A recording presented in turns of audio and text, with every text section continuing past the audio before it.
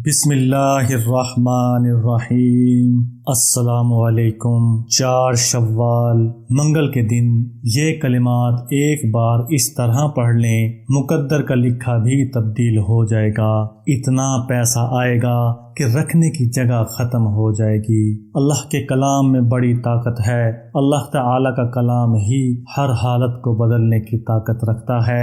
ہم آپ جس مرضی مشکل میں ہوں، جیسی مرضی بندشیں ہمارے اوپر ہمارے حاسدین نے لگائی ہوں، ہم سے لوگ جتنا مرضی حسد کرتے ہوں، جتنا مرضی لوگ ہم سے جلتے ہوں، اگر اللہ کا کلام ہم اس طرح پڑھ لیں جیسا کہ پڑھنے کا حق ہے، جس طرح پڑھنے کا طریقہ ہمیں بتایا گیا ہے، تو دنیا کی کوئی طاقت ہمارے پاس پیسہ آنے سے نہیں روک سکتی۔ پیسہ ہمارا عاشق ہو جائے گا، ہمیں ڈھونڈتا پھرے گا۔ ہم سب جانتے ہیں کہ ہماری ترقی سے کوئی خوش نہیں ہوتا، اور ہمارے پاس روپیہ دولت آتا دیکھ کر حاسدین حسد کرتے ہیں، جس کی وجہ سے وہ ہمارے اوپر طرح طرح کی بندشیں لگاتے ہیں۔ تو ڈرنے کی کوئی بات نہیں۔ آج کا جو عمل میں آپ کو بتانے جا رہا ہوں، یہ خاص طور پر ایسا عمل ہے کہ جس عمل کے کرنے سے حاسدین جو مرضی کریں آپ کے اوپر اثر نہیں ہوگا۔ وہ جتنی مرضی آپ کے اوپر بندشیں لگائیں، جتنا مرضی آپ کو بد نظری کی آنکھوں سے دیکھیں، اور یہ عمل خاص طور پر ان لوگوں کے لیے ہے جو طرح طرح کے وظیفے کر کر کے تھک چکے ہیں اور کسی عمل سے خاطر رکھا فرق نہیں پڑ رہا۔ انشاءاللہ اس عمل کے ذریعے اللہ تعالیٰ ایسے ایسے معجزات آپ کی آنکھوں کے سامنے رونما فرمائیں گے کہ آپ کو یقین آنا بند ہو جائے گا، اور اللہ ایسی ایسی جگہ سے اسباب پیدا کریں گے جو کہ آپ کی سوچ میں بھی نہیں آئیں گے۔ اللہ تعالیٰ کی طرف سے ایسی برکتیں آپ کے اوپر نازل ہوں گی کہ آپ کی تمام مشکلات، تمام پریشانیاں آسانیوں میں تبدیل ہو جائیں گی۔ محترم سامعین، اپنی زندگی کا اصول بنا لیں کہ جب بھی آپ کوئی عمل کریں تو اس عمل کے شروع کرنے سے پہلے آپ نے درود شریف لازمی پڑھنا ہے، اور اس عمل کے آخر میں بھی آپ نے درود شریف لازمی پڑھنا ہے۔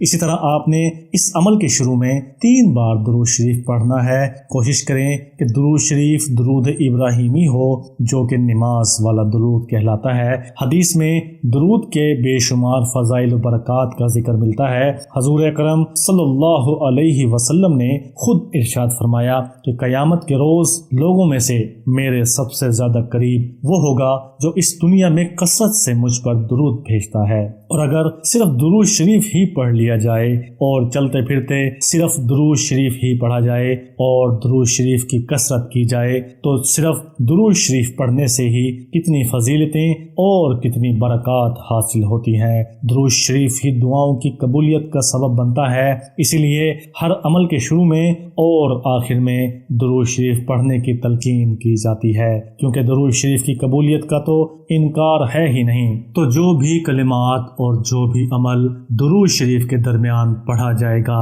وہ بھی انشاءاللہ قبولیت کا درجہ اختیار کر لے گا۔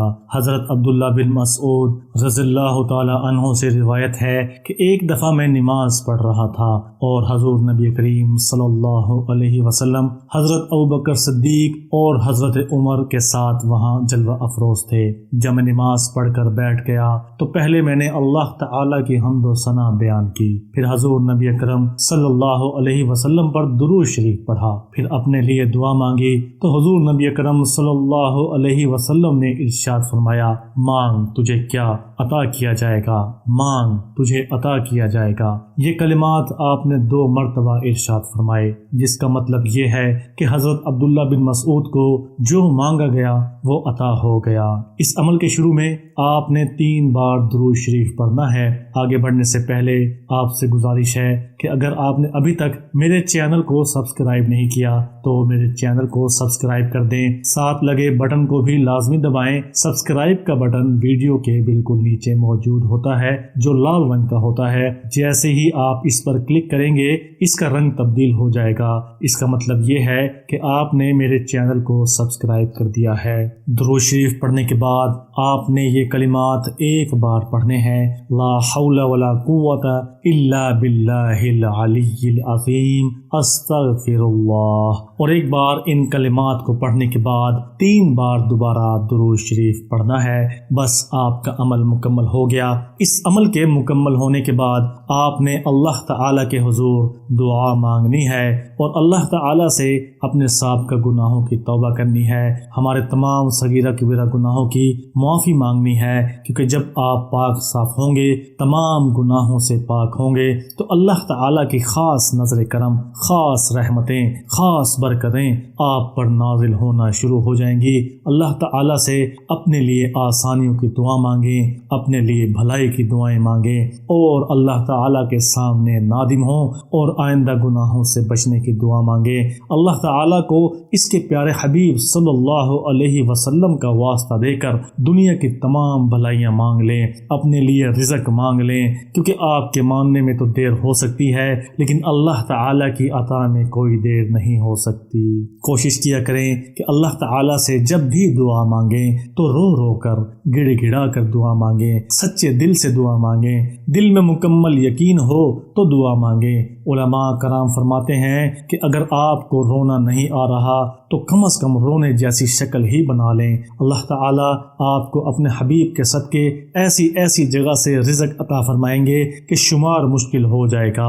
اللہ تعالیٰ سے ہر وقت خیر کی امید رکھنی چاہیے۔ یہ ہمارا آج کا وظیفہ تھا جو کہ بہت سے لوگ، بہت سے بھائی بہن چاہ رہے تھے کہ ہم اس وظیفے کو کرنے کا طریقہ بتا دیں، تو آج میرے ان بہن بھائیوں کے لیے ہے جو بہت عرصے سے چاہ رہے تھے اور پوچھ رہے تھے کہ یہ وظیفہ کیسے کر سکتے ہیں۔ امید ہے آپ کو اس وظیفے کا طریقہ کار سمجھ میں آ گیا ہوگا۔ اللہ تعالیٰ سے دعا ہے کہ اللہ آپ کا یہ عمل کرنا اور میرا یہ عمل بتانا اپنی بارگاہ الہی میں قبول و منظور فرمائے اور آپ لوگوں کو اس عمل کے ذریعے دنیا کی تمام خیر و بھلائیاں آپ کا مقدر کر دے۔ اس وظیفے کو اپنے جاننے والوں کے ساتھ لازمی شیئر کریں، ان کو بھی اس وظیفے کے اثرات کے بارے میں لازم بتائیں تاکہ اور لوگ بھی جو پریشان ہیں، جو مشکل حالات میں ہیں، وہ بھی اس وظیفہ سے فائدہ اٹھا سکیں اور آپ کے لیے صدقہ جاریہ کا سبب بنے۔ اپنا بہت سا خیال رکھیے گا، دعاؤں میں یاد رکھیے گا۔ اللہ تعالیٰ کے 99 ناموں میں سے ایک نام کمنٹس میں لازمی لکھ دیں۔ اللہ حافظ۔